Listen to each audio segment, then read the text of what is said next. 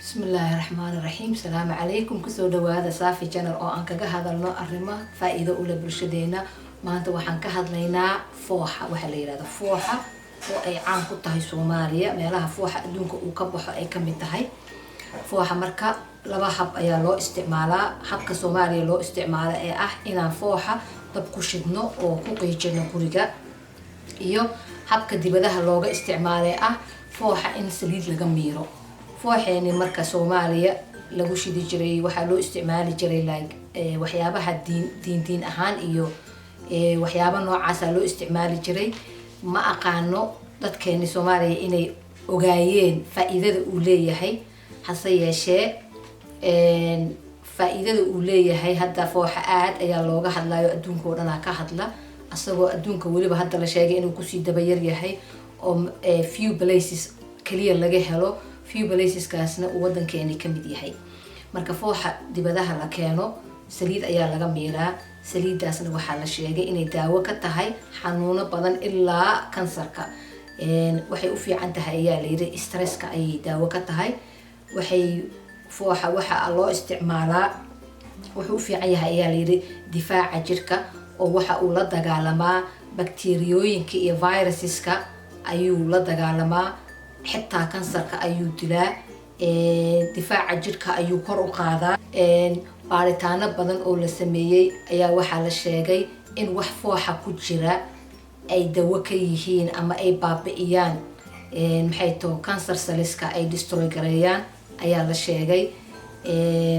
fooxa waxa kaloo uu yahay waxaan yiraahdaan antiseptic and disinfectant. antiseptic oo ah wax lagu nadiifiyo bakteeriyada iyo wasaqda lagu nadiifiyo.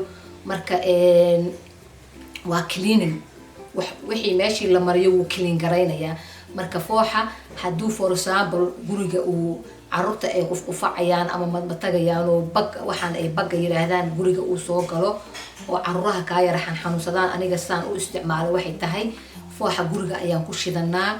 laba nooca u shidanaa. nooceeni traditionalka ahaa ee qiiqa ahaa nawa u shidanaa oo gurigoo dhan qolqol iyo macal musqulahan ku shidaa xitaa. maxaa yeelay bakteeriyada ayuu ka dilayaa guriga iyo viruseska.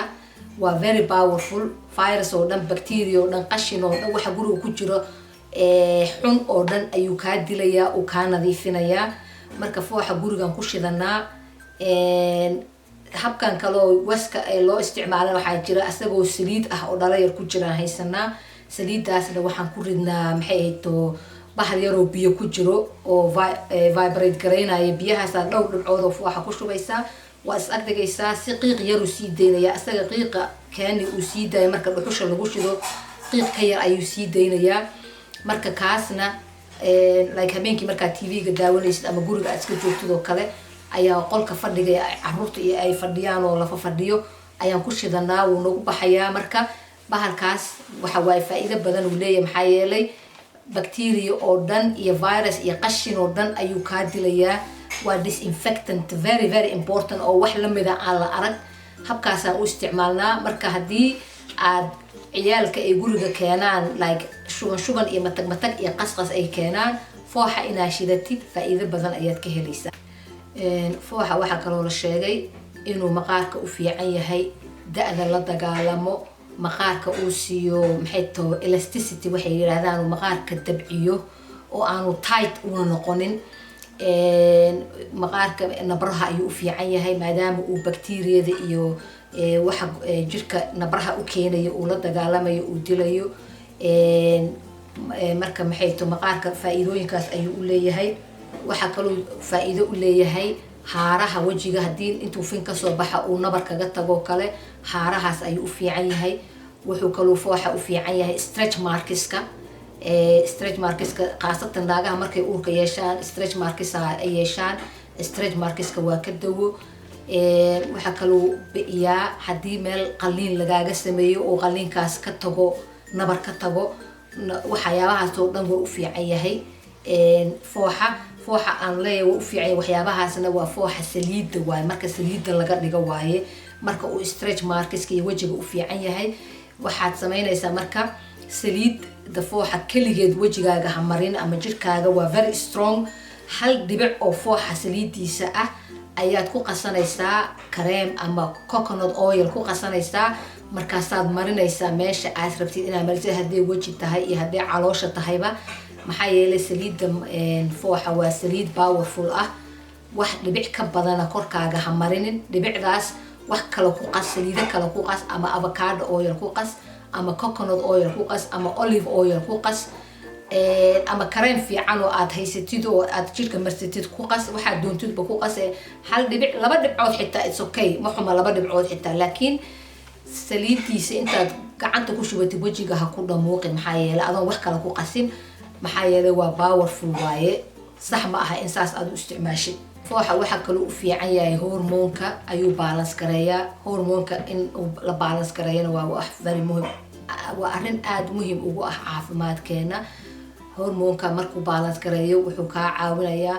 xanuunada ay caadada keento kuwa ay menopause-ka uu keeno madax xanuunka lalabada daalka muurkaago xumaada waxyaabahaasoo dhan ayuu u fiican yahay ogow inaad markii ugu horreysay aan ku stressku daawo ka yahay xataa haddaad markaad baathka oo kale intaad baathka biyo ku shubatid aad dhowr dhibcood oo maxay ahayd to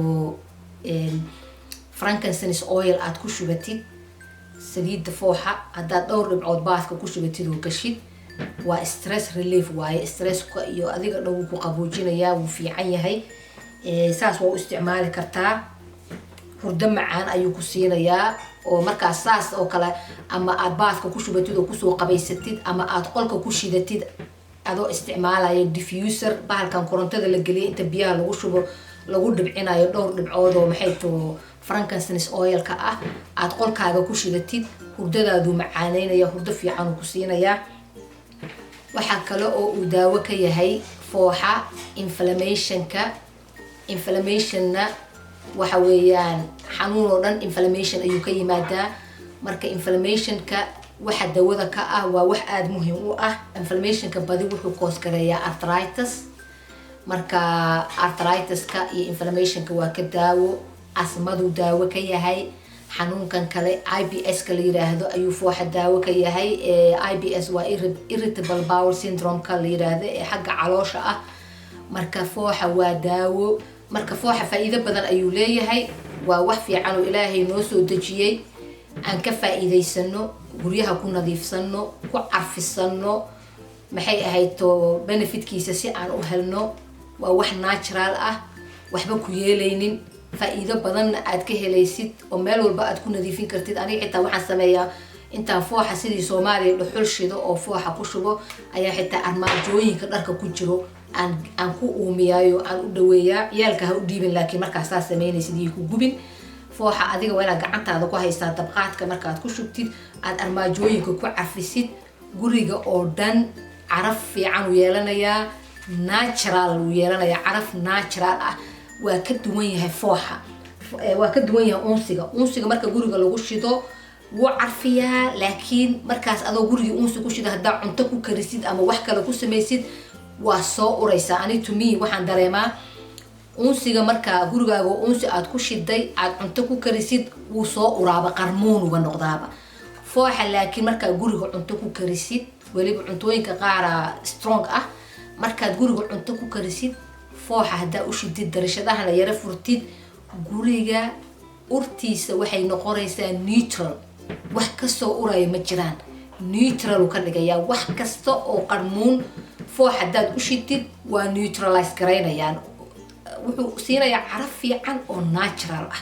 armaajadaada haddaa dharka ku jiro aad geysid dharka armaajo kama soo urayso neutral ay soo urayaan marka tijaabiya arrintaas tijaabiya anaa tijaabiyay wax ka gartay fooxa waxa weeyaan wax kasta ayuu neutralize garaynayaa marka waa fiican yahay faa'iidadiisana waa idin sheegay waxaan rajaynayaa videoga inaad ka faa'iidaysateen haddaa ka faa'iidaysateen thumbs up subscription iyo share gareeya inta aad jeceshihiin la share gareeya haddaad wax su'aala qabtaan ama comment ah xagga hoose kusoo qoro anuu isku dayi doono inaan idinka jawaabo wassalaamu calaykum waraxmatullaahi wabarakaatu